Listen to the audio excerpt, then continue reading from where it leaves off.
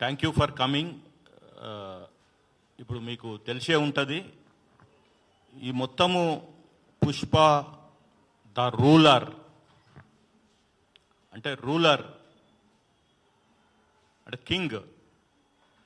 ప్రజాస్వామ్యంలో రూలర్స్ ఉండరు, డెమోక్రటిక్గా ఎలెక్ట్ అయిన పాలకులు ఉంటారు, దే ఆర్ సర్వెంట్స్ అంటాము. కానీ ఈ సినిమా రూలర్ అని పెట్టారు. సరే, ఇప్పుడు టుడే మనం ఈరోజు కొన్ని రివిలేషన్స్ చేస్తాను. నాకున్న సమాచారము, మేము చేసిన political, legal and research based facts మీ ముందర పెడతాను. ఇప్పుడే పోలీస్ స్టేషన్ నుంచి కూడా వస్తున్నాను. I was there between 1 to 1:30 at Chikadapalli police station. Okay, I have my own observations on the way investigation are going on. So I will come one by one.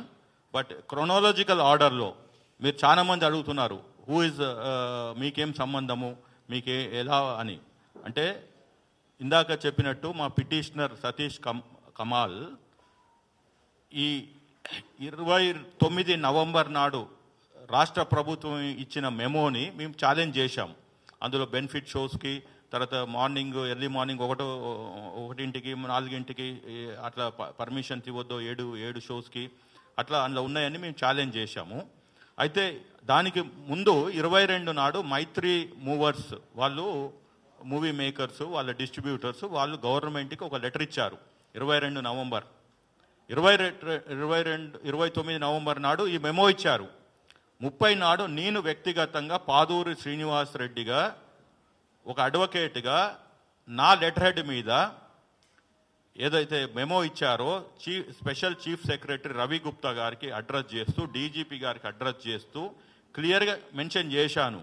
Prima facie this looks like I have my own apprehensions, ఇవి law and order problem అవుతుండొచ్చు, ఇలా ఉన్నది. తర్వాత ఇది నిలువు దోపిడీ అంటాము, 800 రూపాయలు 1000 రూపాయలు పెంచుకోవడానికి, తెల్లారగట్ల 1:00, 4:00 అంటే అప్పుడు బాగా చలి, కోల్డ్ వేవ్ నడుస్తుంది. ఇవన్నీ చెప్పి నేను రికాల్ ఆఫ్ దిస్ మెమో అని చెప్పి రిక్వెస్ట్ లెటర్ పంపించాను. వారు ఇగ్నోర్ చేశారు. 30వ తారీఖు, 1వ తారీఖు మా పిటిషనర్ తరపున నేను లీగల్ నోటీస్ పంపించాను 1 డిసెంబర్ నాడు. దానికి రిప్లై రాలే. దెన్ 2 నాడు మేము రిట్ పిటిషన్ ఫైల్ చేశాం. Writ petition number 33923 of 2024. అది 3వ తారీఖు నాడు కోర్టులో బెంచ్ మీదకి వచ్చింది, వాదన వినిపించాము. మా పిటిషన్ అడ్మిట్ అయింది. మొన్న 17వ తారీఖు నాడు మైత్రి మూవర్స్ తరపున కౌంటర్ వేశారు. మళ్ళీ 31వ తారీఖు నాడు ఉన్నది, అది జరుగుతుంది. ఈ లోపట అనుకోకుండా 4వ తారీఖు నాడు ఏదైతే సంధ్యా థియేటర్లో జరిగిన స్టాంపేడ్లో ఒక మహిళ చనిపోవటము, ఒక బాబు చావు బతుకుల్లో ఉన్నప్పుడు మళ్ళీ మేము 5వ తారీఖు ఇక్కడ ప్రెస్ మీట్ పెట్టాము. మేము ఏదైతే ఊహించామో, ఏదైతే యాంటిసిపేట్ చేశామో అదే జరిగింది అని చెప్తూ ఈ రాష్ట్ర ప్రభుత్వాన్ని ఇమ్మీడియట్గా అలర్ట్ చేశాం. మీరు ఎఫ్ఐఆర్ చేయండి, అక్యూజ్ని అరెస్ట్ చేయండి, దాని తర్వాత మీరు సమగ్రమైన విచారణ చేయండి అని. సరే, అది ఒక టెక్నికల్ ఇష్యూ, అది ఎవరు ఏంటి అని ఒక 18 మందిని అక్యూజ్గా చేర్చారు, ఎఫ్ఐఆర్ అయింది. తర్వాత మళ్ళీ మేము 7వ తారీఖు ప్రెస్ మీట్ పెట్టాము. ఏఏఏ అంటే అరెస్ట్ అల్లు అర్జున్ అని ఇదే వేదిక నుంచి మా గొంతులు వినిపించాము. అంటే అక్కడ కోర్టులో వినిపిస్తున్నాము, ఇక్కడ ప్రజా జీవితంలో జ్యుడిషియరీలో అక్కడ జ్యుడిషియరీని ఏదో చెప్తున్నాము. ఇప్పుడు మీరు ఫోర్త్ ఎస్టేట్ ద్వారా మీ సహకారంతో ఈ వేదిక ద్వారా 7వ తారీఖు నాడు అరెస్ట్ అల్లు అర్జున్ అని పెట్టాము. రాష్ట్ర ప్రభుత్వము స్పందించింది. మేము ఎవరిని తప్పుపట్టట్లేదు, ఇక్కడ వ్యక్తులకి మేము ఎగనెస్ట్ కాదు. అల్లు అర్జున్ ఇది ఇండివిజువల్, ఆయనకి నాకు ఎలాంటి సంబంధం లేదు, ఆ కుటుంబానికి సంబంధం లేదు, ఇండస్ట్రీకి వ్యతిరేకం కాదు, ప్రభుత్వానికి వ్యతిరేకం కాదు. న్యాయ పోరాటం స్టార్ట్ చేశాం కాబట్టి దాన్ని లాజికల్ ఎండ్ తీసుకురావటం ముఖ్యం. ఏదో వచ్చాము, ఒక గేమ్ ఆడాం, పోయాం కాదు. ఎవడు లాస్ట్ బాల్ దానికి ఆడతాడో వాడే విన్నర్ కాకుండా కానీ మనకు తృప్తి ఉంటుంది. కానీ ఇక్కడ మాకు we are winners today. What we have started, ఆ రోజు ఏదైతే 29 మెమోని అడిగామో ఇవాళ రాష్ట్ర ప్రభుత్వం చెప్పారు, కోమటిరెడ్డి వెంకటరెడ్డి గారు క్లియర్గా, there are no benefit shows in this state, no more benefit shows. So అది మాది కోర్టులో నడిచినా కానీ ఇక్కడ బయట మాత్రం ప్రభుత్వము వెనక అడుగు వేసింది. రెండోది, మేము ఏదైతే అల్లు అర్జున్ అని ఏదైతే పిలిపించామో 7వ తారీఖు నాడు, ఆ రోజే చెప్పిన ఎవ్వరు పోవట్లేదు ఆ విక్టిమ్ దగ్గరికి. ఇవాళ వెళ్తున్నారు 3 వారాల తర్వాత, దగ్గర 20 రోజుల తర్వాత. ఆ రోజు ఎవరు పోలే. కాబట్టి అల్లు అర్జున్ దాన్ని అడ్వాంటేజ్గా తీసుకొని 25 లక్షలు ప్రకటించాడు. అక్కడ రోజు పోయి 1,25,000 అబ్బాయికి కడుతున్నాడు. కాబట్టి ఆ విక్టిము హీ డేడ్ to said that I'm going to withdraw the complaint. అది మాకు ముందస్తు తెలిసే మళ్ళీ సీనియర్ జర్నలిస్ట్ అయిన సతీష్ కమ్మాల్ మీలో ఒకడైన పర్సను మళ్ళీ నా దగ్గరికి వస్తే ఇంప్లీడ్ పిటిషన్ వేశాము.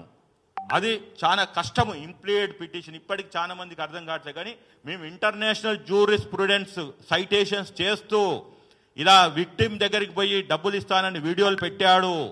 ఇది బ్లడ్ మనీ, మన ఇండియన్ రాజ్యాంగంలో లేదు, మన లీగల్ ఫ్రేమ్లకు లేని దాన్ని బ్లడ్ మనీని తీసుకొచ్చి చేస్తున్నాడు. అంటే ఆ రోజు మమ్మల్ని ఇంప్లీడ్కి పర్మిషన్ ఇచ్చింది కోర్టు.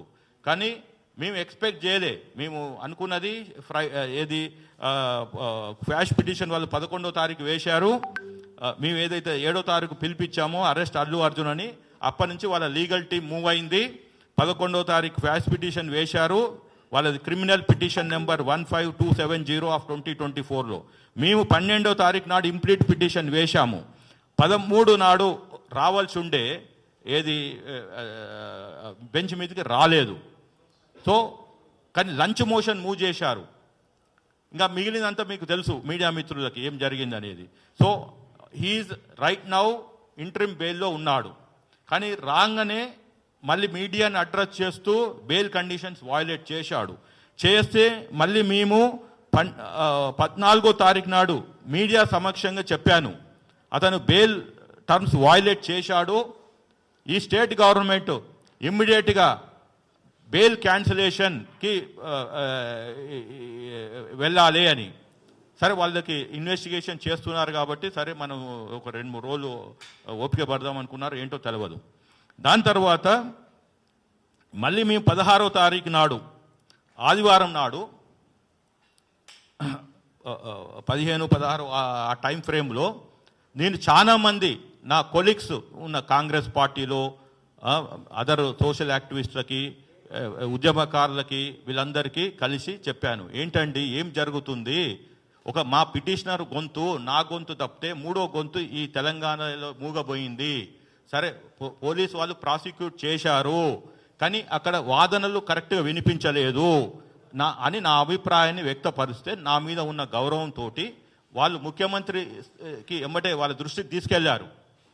అక్కడి నుంచి ప్రభుత్వము సరే ఇది ఒక పోలీసు వాళ్ళు చూసుకుంటున్నారు కదా అని అనుకున్న దాన్ని ముఖ్యమంత్రి గారు ఫైల్ తెప్పించుకొని మొత్తం సమగ్రంగా విచారణ చేస్తే అప్పుడు తేలింది ఏంది అంటే ఇతను ప్రైమ్ అక్యూజ్డ్, మనం టీవీలో చూసింది వేరు, పోలీసుల దగ్గర ఉన్న ఇన్ఫర్మేషన్ వేరు అని చెప్పి అప్పుడు అతను క్లియర్గా ఒక స్టేట్మెంట్ చేశాడు. మీరందరూ చూసుంటారు, 11 నిమిషాల సుదీర్ఘమైన స్టేట్మెంటు. ఒక ముఖ్యమంత్రిగా, లీడర్ ఆఫ్ ద హౌస్గా on record he has brought everything related to this facts of this case. అది ఎవరు? MIM floor leader Akbaruddin Owaisi, who is the senior most in this house. ఆయన ప్రోటామ్ స్పీకర్ కూడా చేశాడు. కాబట్టి ఆ కేసు ఆ క్వశ్చన్ అడిగితే being pertaining to Hyderabad only, ముఖ్యమంత్రి గారి దగ్గర సమాచారం ఉంది కాబట్టి ఒక సుదీర్ఘంగా 11 నిమిషాలు చేశారు. అక్కడి నుంచి స్టార్ట్ అయింది ఏంటిది? ఒక కుట్ర. ఆ కుట్రనే ఇప్పుడు మీకు చెప్పబోతున్నాను, ప్లీజ్ వినండి. డీస్టెబిలైజేషన్ ఆఫ్ రేవంత్ సర్కార్. డీస్టెబిలైజేషన్ ఆఫ్ రేవంత్ సర్కార్ అంటే ఈ ప్రభుత్వాన్ని కూలదోయాలని ట్రై చేస్తున్నారు. ఇంకా ముఖ్యమంత్రి కూడా మనం కాపాడలేడు. కాబట్టి ఆ సినిమాలో ఏం చెప్పారో ఏమి చేశారో మీరు చూసుంటారు. అదే ఇక్కడ రీల్లో జరిగిన స్టోరీని రియల్గా చేయాలని చూస్తున్నారు. ఇవాళ రేవంత్ గారి సర్కార్ని కూలదోసి వాళ్ళకు అనుకూలమైన ముఖ్యమంత్రిని పెట్టాలనే కుట్రతోటి గత 48 గంటలు ఈ హైదరాబాద్లో రాజకీయాలు నడుస్తున్నాయి, తెలంగాణలో రాజకీయాలు నడుస్తున్నాయి. ఎవరైతే తెలంగాణ బ్రాండ్ అంబాసిడర్ అనుకుంటున్నారో, ఉద్యమం చేసినామంటున్నారో, ఇవాళ వాళ్ళు ఎక్కడున్నారు? కల్వకుంట్ల కవిత ఎక్కడుంది? 20 రోజులైంది.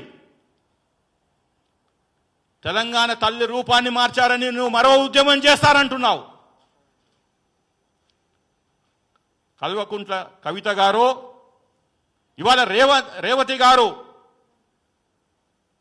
మహిళ, ఒక సామాజిక వర్గం, ఆర్యవైశ్య, నెలకి 15-20 వేలు వచ్చే కుటుంబం, ఆమెను పరామర్శించడానికి పోలేదు. ఇవాళ బతుకమ్మ తెలంగాణ తల్లి చేతుల్లో నెత్తిమిన్నో కాదు, బతుకు అమ్మా అని మీరు కిడ్స్ ముందర బతుకమ్మ ఆడాలి. బతుకమ్మ అక్కడ ఆడితే తెలంగాణ తల్లి దీవెనలతోటి ఆ బాలుడు బయటకు వస్తాడు. అది స్టోరీ. 11 మంది 12 మంది ఒక కుటుంబంలో కోల్పోతే వచ్చే వాళ్ళు బతుకుతారు అని చెప్పి పెట్టిన పేరే బతుకు అమ్మా. వీళ్ళకి మిడిమిడి జ్ఞానంతో ఈ కల్వకుంట్ల కవిత బతుకమ్మని ఒక ఫ్యాషన్గా తయారు చేసి పెట్టి 10 కోట్లు 10 సంవత్సరాలు అంటే 10 × 10 100 కోట్లు ఒక స్కామ్ చేసిండ్రు. ఎయిర్పోర్ట్లో, రైల్వే స్టేషన్లో, హైదరాబాద్లో మొత్తం న్యాచురల్ ఫ్లవర్స్ కాకుండా ప్లాస్టిక్ ఫ్లవర్స్ పెట్టి ఈ బతుకమ్మని పండుగని ఒక అపహాస్యం చేశారు. ఇవాళ ఆడవలసింది కిమ్స్ ముందల ఆ బాబుని రక్షించాలని. ఇది story. This is the real thing. బతుకు అమ్మా, ఆ బాలుని బతికించాలని. కానీ వీళ్ళకి మనకి ఆ బాలుడి చావు బతుకులొద్దో, ఆ మహిళ గురించి వద్దో, రాజకీయాలు కావాలి. What non sense is this? మీరు రాజకీయాలు చేశారు, 1000 మంది యువకుల్ని పొట్టన పెట్టుకున్నారు. తీరా చూస్తే మీ అయ్యకి గౌరవం ఇస్తారు. చావు దానికి చావు నోట్లోకి పోయి వచ్చిండట. అసలు చావుకు నోరు ఉంటుందా? I'm asking as intellectual, a practicing advocate. చావుకు నోరు ఉంటుందా? వాట్ నాన్ సెన్స్ వీళ్ళు మాట్లాడేది. అడిగేవాడు లేడని చెప్పి ఆ రోజు ఎవడు నాలాంటి వాడు మాట్లాడితే ఇంకెవడు మాట్లాడితే నువ్వు ఆంధ్ర తొత్తువి, తెలంగాణ దురవి అన్నారు. ఇవాళ మీరెవరు? మీరు ఆ కుటుంబాన్ని దగ్గరికి పోలేదు, కిమ్స్ దగ్గరికి పోలేదు. పైపెచ్చు ఆయనకు ఒక నేషనల్ అవార్డు వచ్చిందని చెప్పి కేటీఆర్ ట్వీట్ పెడతాడు. ఏమైనా బుద్ధి జ్ఞానం ఉన్నదా కేటీఆర్కి? కామన్ సెన్స్ ఉన్నాడు. తొక్కిసాట్లో ఒక మహిళ, తెలంగాణ మహిళ చనిపోయింది. ఆ మహిళ చనిపోతూ కూడా ఇలా పట్టేసింది. నేను చనిపోయినా పర్లేదు, నా కొడుకు బతకాలి అని చెప్పి ఆమె ప్రాణాలు పోయినా ఆ బాబు ఇవాళ చావు బతుకులో ఉండంటే ఆ బలమంతా తొక్కిన వాళ్ళందరూ ఈమెను తొక్కేసిండ్రు. ఇది జరిగింది అక్కడ. కాబట్టి నా దగ్గర టోటల్ ఫ్యాక్ట్స్ ఉన్నాయి. మేము కేసుని 3 వారాల నుంచి పర్సీవ్ చేస్తున్నా. ఇవాళ వీళ్ళు రాజకీయాలు తెలంగాణలో చేస్తామంటే కుదరదు. హరీష్ రావు చెప్తాడు,